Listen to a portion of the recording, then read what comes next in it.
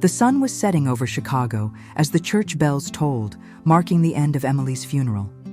Friends, neighbors, and relatives gathered to offer condolences to Michael, her widower.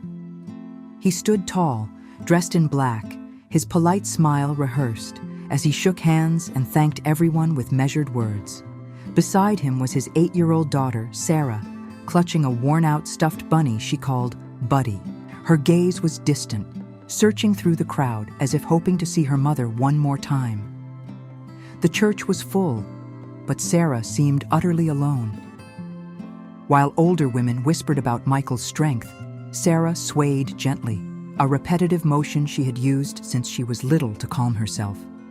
Emily had always understood these quirks, shielding her daughter from the stares of strangers. Without her mother, Sarah was now just the different child, pitied and misunderstood. She pressed Buddy tightly against her chest, the only comfort left in her world. Michael, however, didn't look like a grieving husband. His suit was impeccable, his words carefully chosen. She was the light of my life. Her absence will be eternal. Yet his eyes, whenever they met Sarah's, hardened. There was no warmth, only impatience. He kept her close, not with affection, but as part of the show, the orphaned daughter who made people sigh in sympathy. His hand on her shoulder was not tender but firm, a silent command to stay still. As mourners offered hugs and kind words, Sarah remained silent. She rarely spoke, and when she did, it was in whispers to Buddy. Neighbors muttered, "Poor thing, losing her mother and with her condition." Michael nodded solemnly, feeding the image of a devoted father. But his mind was elsewhere. He was already planning a future where Sarah had no place. His cold expression betrayed a decision no one could guess. That night, the house in Oak Park was quiet, broken only by the ticking of the living room clock. Sarah, still in her black dress, sat on the floor of her room surrounded by crayons. She drew with unusual focus. On the paper, she sketched a woman lying at the bottom of stairs and a man standing above with arms outstretched. Red crayon marks spread like blood across the page.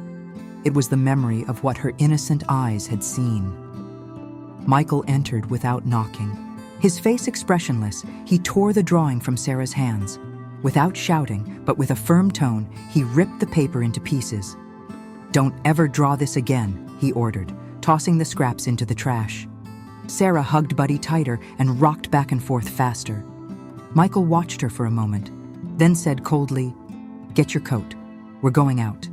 She rose slowly, confused but obedient. He packed a small backpack with a few clothes, her favorite snack, and the flashlight covered in stickers that Emily had given her. It looked like care, but behind it was something darker. Sarah didn't ask questions. She simply followed him to the black car waiting in the driveway. The house, once full of Emily's warmth, stayed behind in silence, as if holding its secrets. The drive began along Chicago's lit streets, but soon the streetlights disappeared. The car rolled onto a narrow country road lined with tall oaks. Sarah recognized places she had visited with her mother: the ice cream shop, the park, the library. One by one, they vanished, replaced by shadows and silence. She pressed Buddy to her face, sensing they were going somewhere far from home. When the car finally stopped, Sarah looked around. There were no houses, no lights, only trees stretching into the night. Michael opened the back door, adjusted the backpack on her shoulders, and crouched down in front of her. For the first time that day, he looked directly into her eyes. "Your mother understood you. I never could, and I never will." His voice was calm, almost detached, as if he had already accepted what he was doing. Sarah didn't fully understand, but fear gripped her chest. She clutched Buddy as Michael stood and returned to the car. "The flashlight will help when it gets dark. The snacks will last a day." Those were his last words before he shut the door and started the engine. The headlights lit her small figure one last time before disappearing down the road. Silence wrapped around her. The forest was alive with distant owl calls and rustling branches. Sarah stood still, rocking gently as she always did. trying to hold back her fear. The ground was cold beneath her shoes, the trees tall and endless, and she was alone, just a child with a stuffed bunny abandoned in the dark. The next morning in Wisconsin's Kettle Moraine forest, the mist still clung to the trees. A man walked steadily along a narrow trail, a weathered backpack on his shoulders. His name was John, a forest ranger for over 20 years. He knew every sound of the woods, the rustle of deer, the calls of birds. That morning, he checked the cameras he used to monitor wildlife. But what he saw was no animal. It was something that froze his blood. On the small screen, headlights cut through the trees. A black car appeared the night before, a well-dressed man stepping out with a little girl in black, clutching a stuffed bunny. The man returned alone to the car and drove away. The girl stayed, standing motionless in the clearing. John nearly dropped his coffee. This wasn't carelessness. This was abandonment. He knew every second mattered. He packed quickly: water, flashlight, a thermal blanket. "If she's still out there, she needs help now," he muttered, setting off down the muddy trail. He followed the fresh tire tracks, then noticed tiny footprints pressed into the damp earth. Child's shoes, unsteady, wandering. His chest tightened as he imagined her alone all night, cold and scared. Quickening his pace, he moved deeper into the woods. And then he saw her. Sitting against a tall oak, hair tangled, dress streaked with dirt, Sarah clutched Buddy tight. Her eyes didn't meet his. Instead, she rocked gently, as if swaying kept her world from falling apart. John crouched, speaking softly. "Hi there. My name's John. I work here in the forest. Are you okay?" She didn't answer, just pressed the bunny closer. Her lips were pale, her body trembling. John slowly took off his jacket and wrapped it around her small shoulders. "It's all right. You're safe now." He extended his hand. She hesitated, but didn't pull away when he lifted her carefully into his arms. She was light as a bird. Sarah rested her cheek against his shoulder, silent but still. John whispered, "I've got you," and carried her back toward his cabin.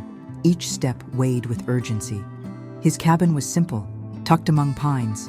He stoked the fire in the wood stove, changed her into a flannel shirt, and warmed milk with cocoa.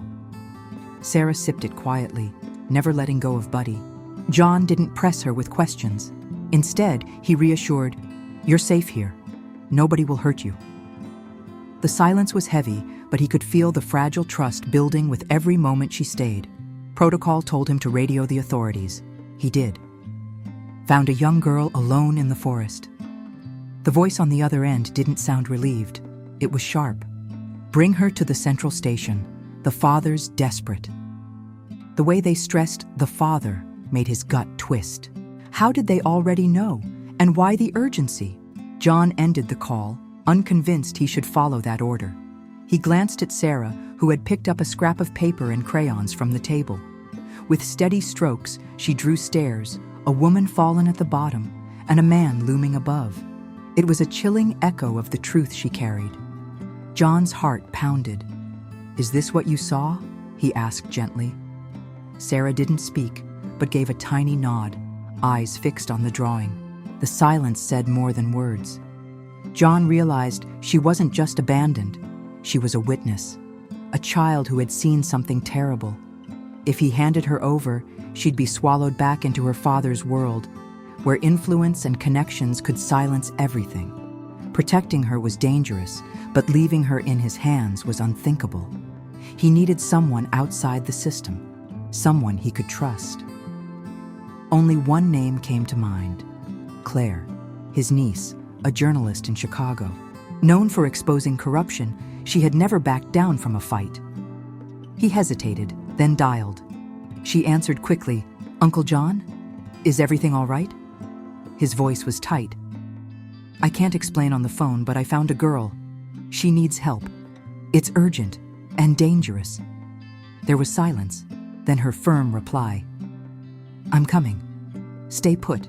Just tell me. What happened?" John looked at Sarah, still drawing in quiet concentration. He took a breath, feeling the weight of the truth. I think she saw what no child should ever see. The sound of a car crunching gravel made John glance out the window. He recognized Claire's silver SUV pulling up outside the cabin. She stepped out with a backpack and her camera hanging from her neck, her expression serious, her stride purposeful. When she entered and saw Sarah sitting at the table with Buddy in her arms, still drawing, Claire froze. "Is this her, Uncle John?" she whispered. He nodded. Claire approached slowly. "Hi, sweetheart. My name's Claire. May I sit with you?" Sarah didn't answer, just slid a sheet of paper across the table.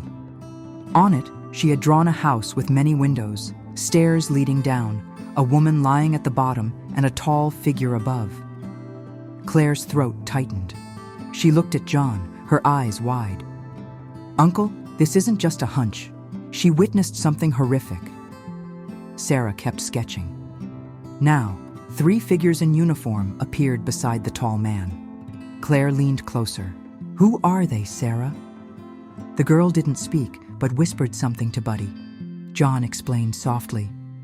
"She talks more to that bunny than to people. It's how she feels safe." Claire exhaled, worry creasing her brow. If that drawing means what I think it does, her father isn't alone. He has protection. If we take her to the local police, they'll bury everything. That night, the cabin felt both shelter and trap. On the table, Sarah's drawings lay spread out like pieces of a puzzle too dark to ignore. John rested his shotgun by the wall, listening for every noise outside. Claire organized the papers, recording her own commentary on camera. "If anything happens, this footage has to survive," she said with determination. Sarah eventually fell asleep by the fire, Buddy cradled in her arms, her breathing soft and steady. Suddenly, headlights swept through the cracks of the cabin walls, then vanished. John rushed to the window, but saw only movement between the trees. "We're being watched," he whispered. Claire paled. "What if they try to take her?" John's jaw tightened. "Over my dead body, they won't touch her again." The silence afterward was oppressive, heavier than the forest itself. Even the crickets seemed to hush. At dawn, John stepped outside. Fresh tire marks cut through the dirt road, and cigarette butts lay near the fence line. He returned grim-faced. "They were here all night." Claire immediately hit record again. "If we vanish, someone will know why." Her voice shook, but her hands stayed steady. The tension grew unbearable, every hour stretching longer than the last. Later, Sarah stirred awake. She tugged gently at a seam in Buddy's side until it opened, pulling out a tiny memory card hidden inside. John and Claire stared in disbelief. They loaded it into Claire's laptop, and suddenly, images filled the screen. Photos of Emily with bruises, medical reports never filed, and audio recordings of Michael's voice threatening her if she tried to leave. The truth was undeniable. John clenched his fists.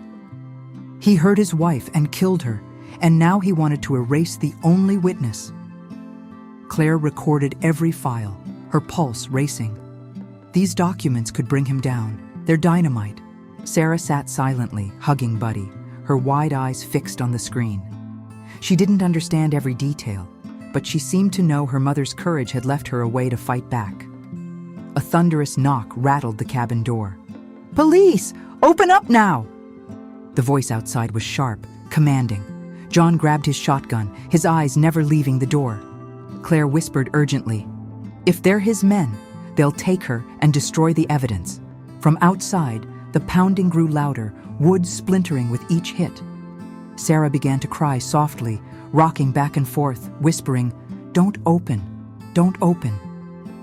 The little cabin shook under the assault, shadows moving across the windows. John tightened his grip, Claire kept the camera rolling, and Sarah clung to Buddy as if her life depended on it. The air was electric with fear, the walls closing in as danger pressed from all sides. The pounding on the cabin door shook the walls. "Police! Open up!" the men shouted. John stood firm with the shotgun, his jaw set.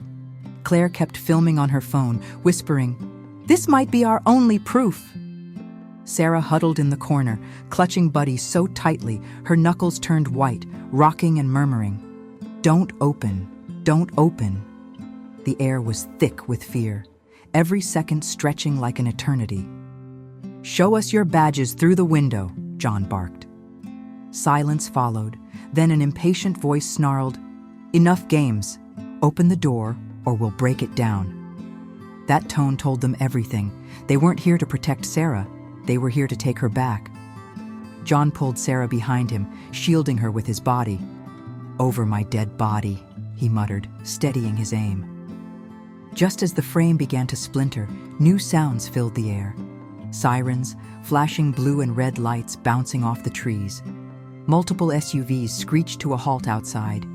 Agents in tactical gear swarmed, shouting commands. The fake officers tried to flee, but they were tackled and handcuffed within moments. Relief surged through John's chest as he lowered the shotgun, the weight of the night finally lifting. Among the arrested men was a familiar face, the local police chief, a longtime ally of Michael. His capture confirmed everything. They had been dealing with a powerful cover-up. Claire handed the memory card and her recordings to the federal agents. "This is the evidence. Don't let it disappear." Her voice trembled, but her eyes burned with determination. Sarah, wide-eyed, watched as the men were taken away in chains. The following day, headlines splashed across the nation. Prominent businessman investigated for wife's death and daughter's abandonment. The files hidden in Buddy, combined with Claire's footage, made the truth undeniable.